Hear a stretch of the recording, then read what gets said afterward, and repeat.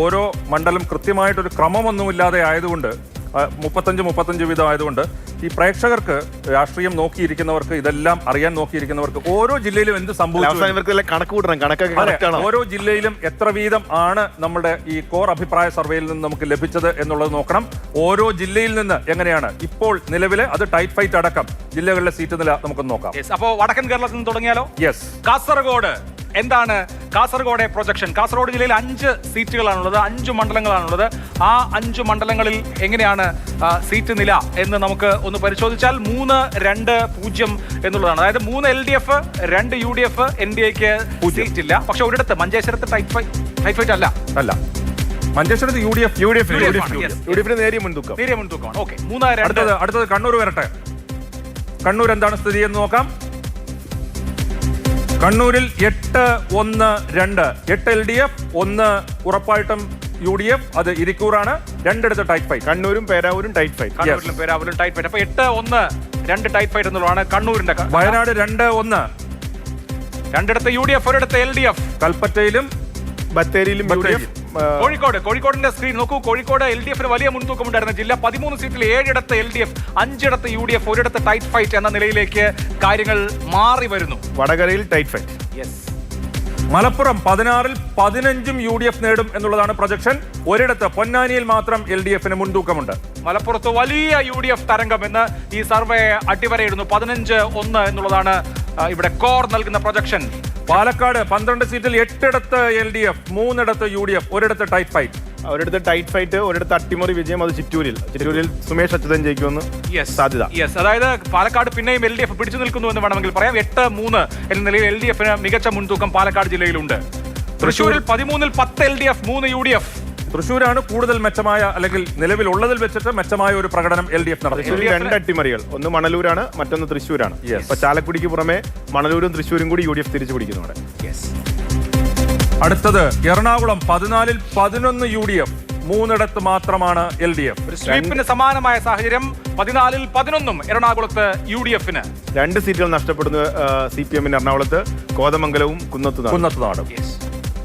അടുത്തത് Idukki 5-ൽ 3-2, 3 seat UDF പിടിക്കുന്നു. അതായത് ശൂന്യതയിൽ നിന്ന് UDF 3ലേക്ക് ഉയരുന്നു. ഇടുക്കിയുടെ ട്രെൻഡ് ആ നിലയ്ക്ക് നോക്കിയാൽ ഇടുക്കിയിൽ അനുകൂലമാണ്. തൊടുപുഴ നേരത്തെ ഉണ്ട്, അതുകൂടാതെ 2 സീറ്റുകൾ പിടിക്കുന്നു. പീരുമേടും ഇടുക്കി. കോട്ടയം 9 സീറ്റുകളിൽ 4-3, 2 ടൈറ്റ് ഫൈറ്റ്. ചങ്ങനാശ്ശേരിയും പൂഞ്ഞാറും 5-4 ചങ്ങനാശ്ശേരിയിലും പൂഞ്ഞാറിൽ വളരെ ശക്തമായ മത്സരം, ത്രികോണ മത്സരം, അപ്രവചനീയമായ മത്സരം നടക്കും.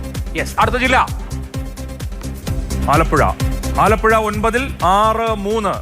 ആലപ്പുഴയിൽ LDF പിടിച്ചു നിൽക്കുന്നു. പക്ഷെ 3 സീറ്റ് UDF, ഹരിപ്പാട് കൂടാതെ 2 സീറ്റുകൾ കൂടി UDF പിടിച്ചെടുക്കുന്നു. ആലപ്പുഴയിലെ കൗതുകം അമ്പലപ്പുഴയിൽ G സുധാകരന് വിജയമെന്ന് മുൻതൂക്കം.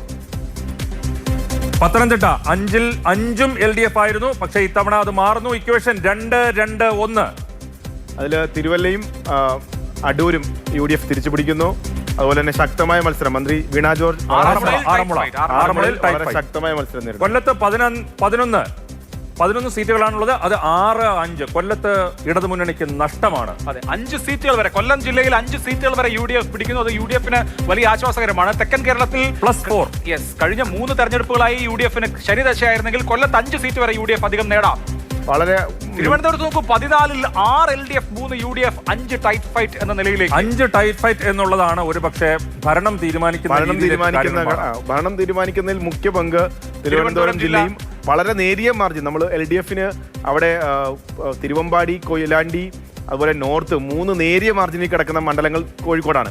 അപ്പൊ അതൊരു UDF സാധ്യത വേണമെങ്കിൽ നമുക്ക് പറയാവുന്ന മണ്ഡലങ്ങളാണ്. പക്ഷേ ഇവിടെ UDFന് ശരിക്കും തിരുവനന്തപുരം ജില്ലയിൽ +2 ആണ് ഉറപ്പായിട്ടും ഉള്ളത്. കഴിഞ്ഞ തവണ ഒറ്റ സീറ്റാണ് ജയിച്ചത്. ഇത്തവണ 3 ഏതാണ്ട് ഉറപ്പിക്കാം. അരുവിക്കരയും തിരുവനന്തപുരവും സെൻട്രലും കൂടി അവർ ജയിച്ചു വരുന്നു.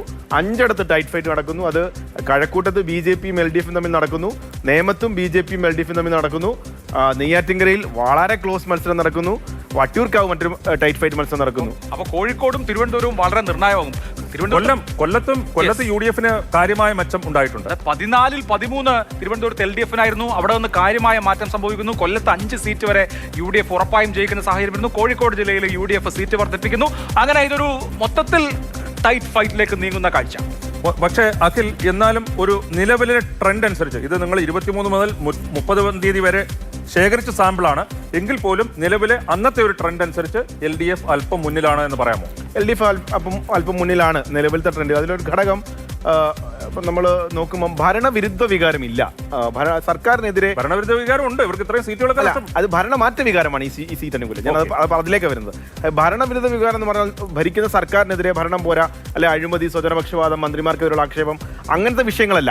10 കൊല്ലം ഇവർ ഭരിച്ചില്ലേ, മറ്റൊരാൾ ഇനി ഒരു അവസരം കൊടുക്കും എന്നുള്ള ഭരണമാറ്റ വികാരം, ഒരു ചേഞ്ച്, അത് ടൈം ഫോർ എ ചേഞ്ച് എന്ന് പറയുന്നത്. അപ്പൊ ആ ഒരു ആനുകൂല്യമാണ് UDF ഈ സീറ്റ് വർധനവിൽ ഉണ്ടായി. നമുക്ക് അപ്പോ ഈ സർവേ കൺക്ലൂഡ് ചെയ്യാണ്. ഫൈനൽ ടാലി ഇങ്ങനെയാണ്. കേരളത്തിലെ 140 സീറ്റുകളിൽ LDF 66 മുതൽ 78 സീറ്റുകൾ വരെ നേടി ഒരു പക്ഷേ അധികാരം നിലനിർത്താം. UDF 62 മുതൽ 72 സീറ്റുകൾ വരെ നേടി ഒരു പക്ഷേ അധികാരം നേടാം. NDA കേരളത്തിൽ 2 സീറ്റുകൾ വരെ ജയിക്കാം. ഇതാണ് കോറിന്റെ സർവേയുടെ ആകെ തുക.